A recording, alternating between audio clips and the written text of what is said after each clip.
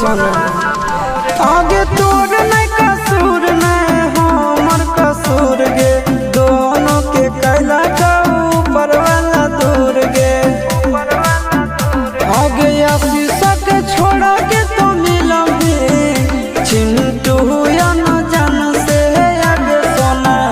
चिंटू या न जान से जोड़ी है बनावल भगवान के दोस्त नहीं इंसान के